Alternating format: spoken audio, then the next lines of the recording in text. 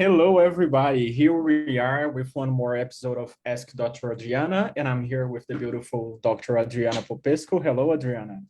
Hi, Vinny. It's nice to be here today. You guys keep seeing me in videos with my hair wet. It's because I've started going Wednesday mornings before I come to work. I've started going back to the gym and we have a pool. I'm so excited to be swimming in the pool again. It's really nice. So sorry for the wet hair. This is how you're going to see me probably from now on in all the videos.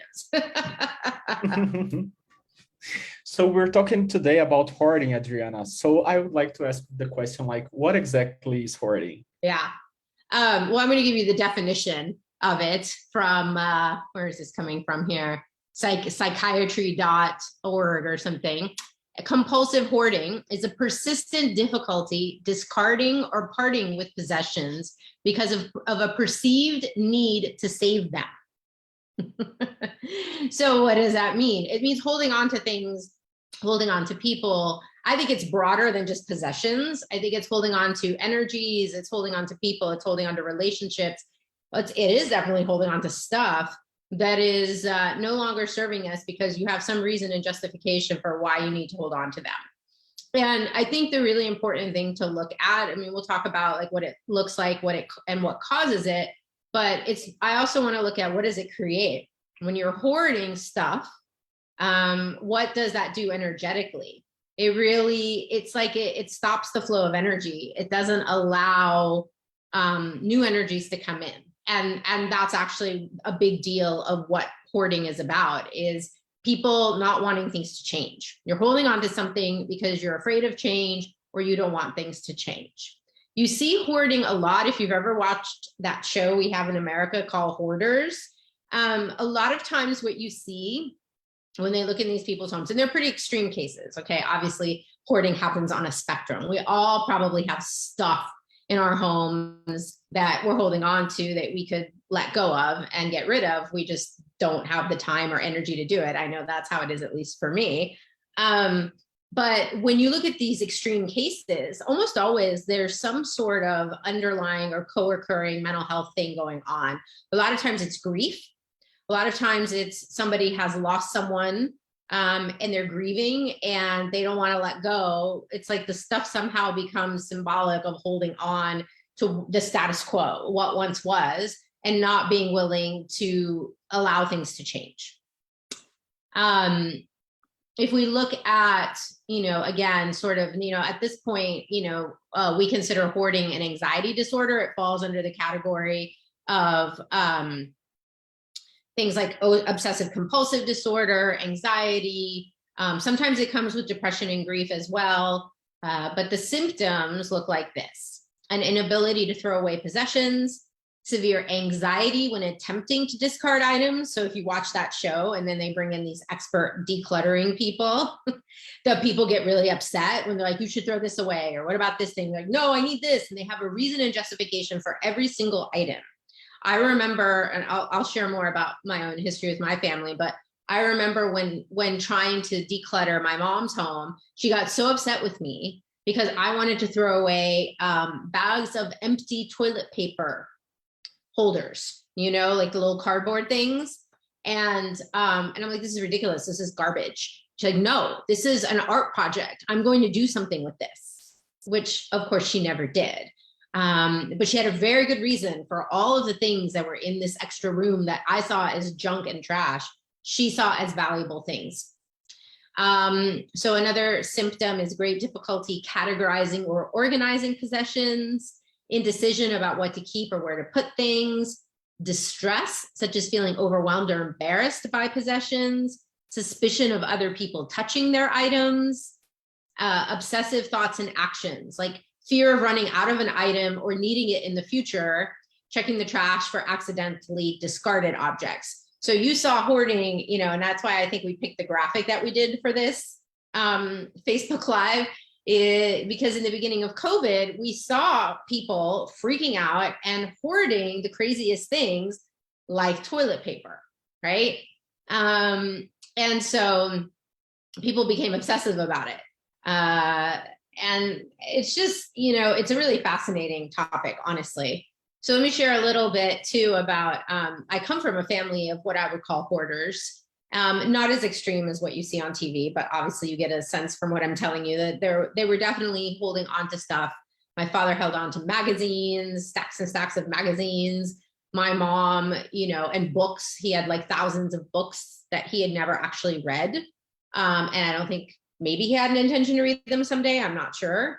But for my parents, it was very clear for me to understand why they were doing that, because they had come from, they were children in World War II in Romania, which at that time was independent, and then was first taken over by the Nazis and then taken over by the Soviet Union. Went back and forth during the war. So my parents went through the trauma, not only of being children in World War II, but afterwards, when the communists came, all of the wealth was confiscated. Possessions, homes, things, everything was taken away. So my parents lived under the deprivation of communism for 16 years, where there was nothing. You had to stand in line for 2 hours just to get a loaf of bread. And so when they finally were able to escape Romania and come eventually to the United States and start, making money and having things, I saw them go overboard, my father in particular. Almost like it's like when you've been starving and you haven't eaten, and then you finally you get food and you just gorge yourself and just can't stop eating. It was like that with my father with buying things. And he had multiple homes. And I remember in, his main home, in the guest room, there were 3 TVs. Why did we need, this was before picture in picture and all that, but like, really, why did we need 3 TVs in one room? Things like that. And so it really came from a place of deprivation.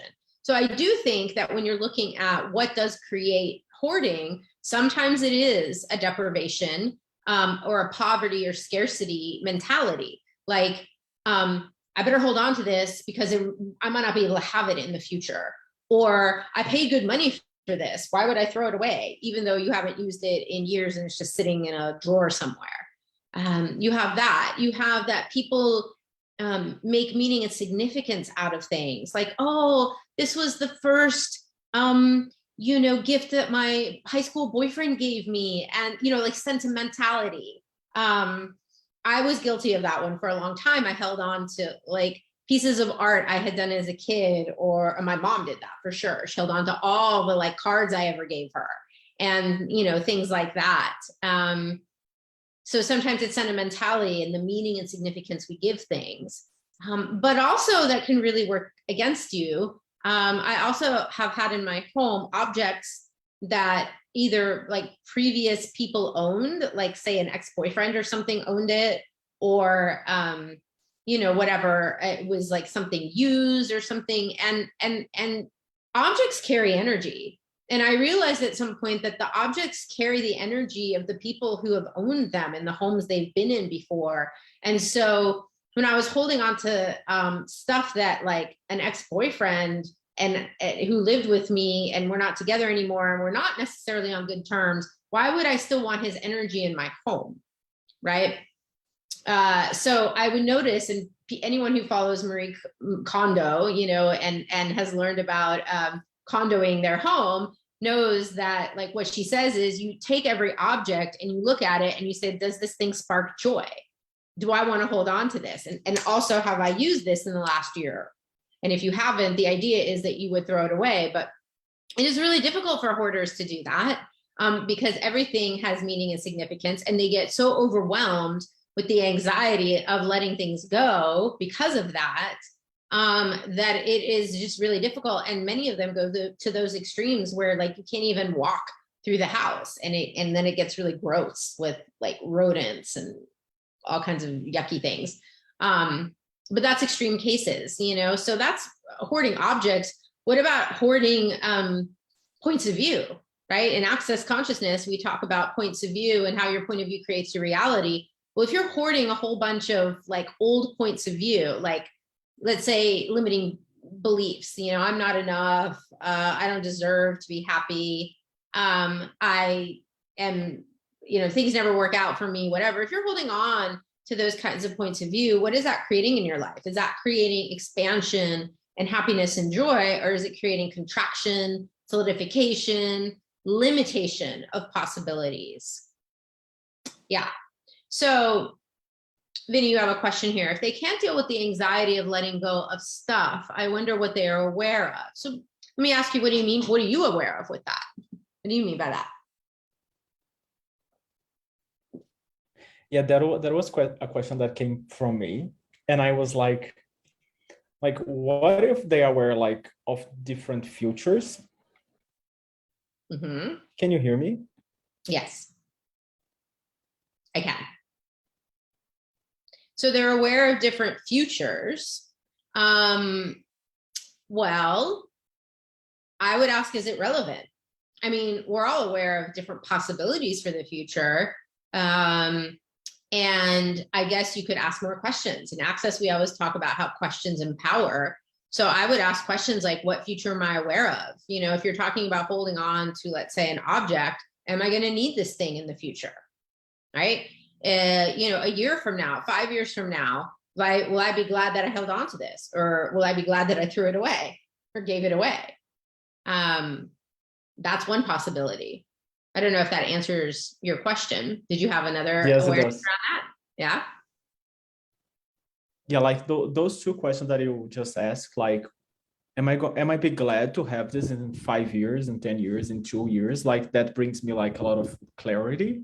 And it kind of soothes me, you know, like I'm way more calm asking that and perceiving that energy. Then I'm like, okay, what if I need this tomorrow, next week, or like creating all that anxiety that comes when you like start to like tapping on that energy of hoarding. Because I'm not a hoarder, but at the moment I'm feeling anxiety, like just thinking about or letting go of stuff.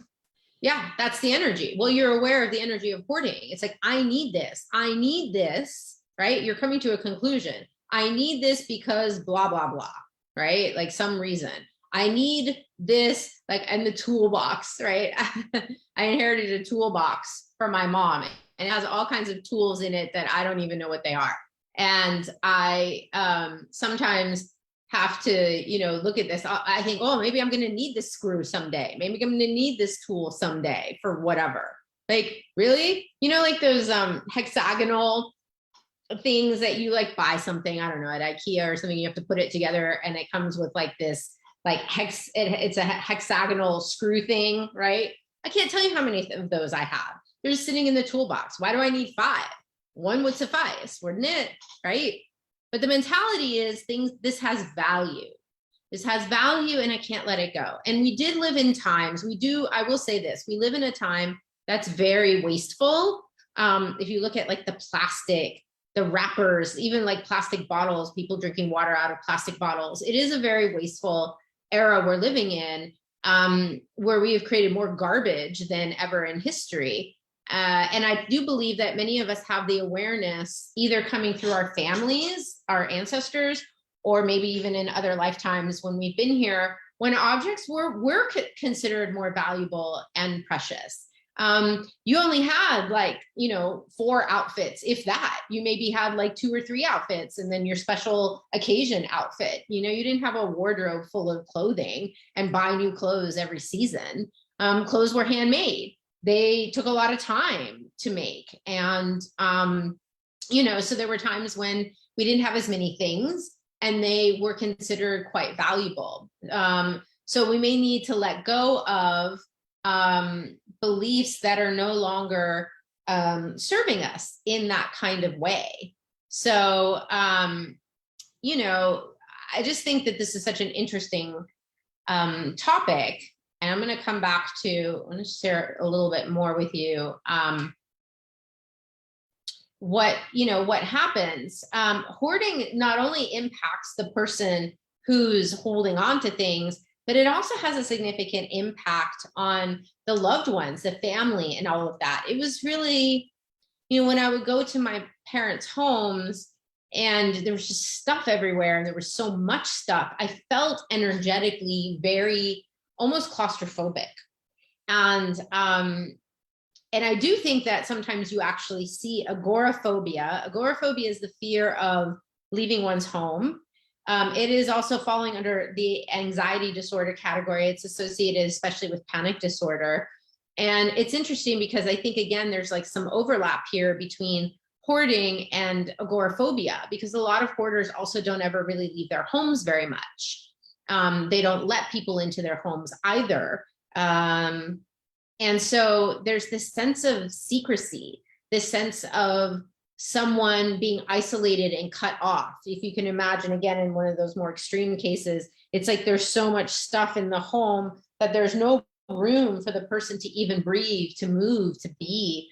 And so when we look more broadly at the idea of hoarding energetically, what is that we're really creating for ourselves? How are we compressing ourselves and boxing ourselves in, whether it's with objects or whether it's with points of view or whether it's with like anything? Like you had an interesting story just before we got on the call, Vinny, about hoarding entities. You want to share a little bit about that? Like that definitely can happen. Yes, of course. Like when we were like doing the creative call to decide what we were going to create as a theme for the Ask Dr. Adriana, we came up with the hoarding theme. And then right after that, like 2-3 hours after that, I was talking to a friend and I asked him to ask me some questions and facilitate me, like give me some awareness on what was going on with me and my family. And he simply asked me like, how many entities are you hoarding to protect your family or avoid that something bad happens to them, to avoid them have a fight or something like this? And it was really funny because it was like right after the call, like right after we just discussed and chose the theme for today's Ask Dr. Adriana. Mm-hmm. And I was like, wow, that's interesting. Yeah. Yeah. People can hoard animals also. That's something you often also, you'll see that on the news here, especially in America. We seem to have a lot of that where people, you know, they, animal control gets called in because somebody has like 60 cats. And it's usually pretty bad or animal because they're not being treated right. Yeah. And then they'll die. And sometimes they're still there and, you know, and like there's feces and urine everywhere. I mean, usually it's pretty horrific. When you hear about these cases, but yes, people also hoard animals. And that seems to be part of this, again, there's like this loneliness. There seems to be a real loneliness with this type of hoarding and a lot of anxiety. I think these people really struggle to function in our reality the way that it is. And so they've created their own little world with their own precious things and animals and entities and whatever it is. And you can't get in. There's not a lot of like interaction of energy coming in and out. So, saving them, that's, I think, also another piece of a reason why we wanted to pick this topic is because coming up at the end of June, I actually have a workshop I'm going to be offering. It's a 90-minute workshop online on who or what are you trying to save? So to me, this is sort of a peripheral topic with that. Are you trying to save things? Are you trying to save people? I mean, we're going to take it. It's not obviously going to be just about hoarding. It's going to be about a lot of things. But I think fundamentally it comes back to all of these things. It comes back to the meaning and significance. You have a point of view about these ideas, people, things, whatever, that is, I need them for some reason. I need to hold on to them for some reason. I need to save them for some reason. And is it really creating what you think it's creating for you? I just want to start, poking some holes in this by asking questions. What is it? And can you really, I mean, especially when it comes to people, can you really save people? I would like to debate that a bit when we do this call. So that was the spirit of this.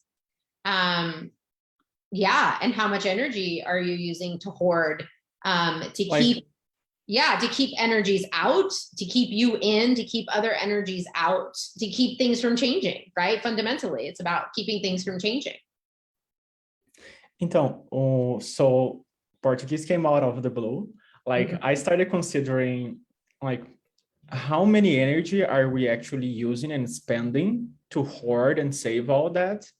Yeah. Thinking that like we are actually saving and hoarding energy itself, you know what I mean? Because like you're actually spending energy when you're hoarding stuff and not letting go of it and not saving it. You're also then functioning perhaps from a point of view that you don't have enough energy, so you have to hoard it. I mean, people do it with money, right? You have there's so many people that hoard money, and even wealthy people, who have this sense of never enough. It's never enough. I have to hold on to it. I have to hold, and they get very like stingy and miserly. people who have millions and millions of dollars and they're tipping the waitress, $1. I mean, it can get into some really crazy territory. But again, it's like how you're thinking about this, how you're seeing things, that point of view that you have that is creating this hoarding reality.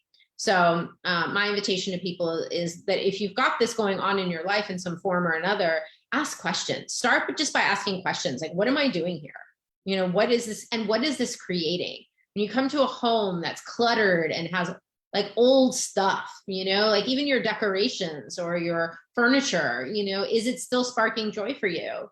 Are the ways that you're functioning in your relationships? Are you hoarding, when you're keeping the scorecard? Are you hoarding like all the points against someone? Like you did this to me this one time and you did this to me another time. And what's that creating for your relationships, right?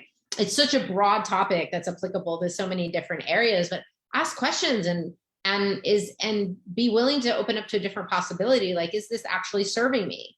Or if something's not showing up in your life, what am I holding onto that holding onto or hoarding that's not allowing me it's not allowing anything else in? I mean, the thing is, if you boxed yourself in with all this stuff energetically, what else could get in there? So the universe might be trying to give you the thing you're asking for, but if you're all hoarded up, how's this stuff going to get in? So that's my invitation to folks. Yes, that's amazing, Dr. Adriana. Thank you so much. So if you guys want to find out more, check out my class on June 25th.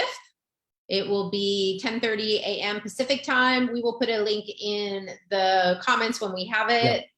Yeah. And thanks everyone for tuning in today. Thank you so much, everyone.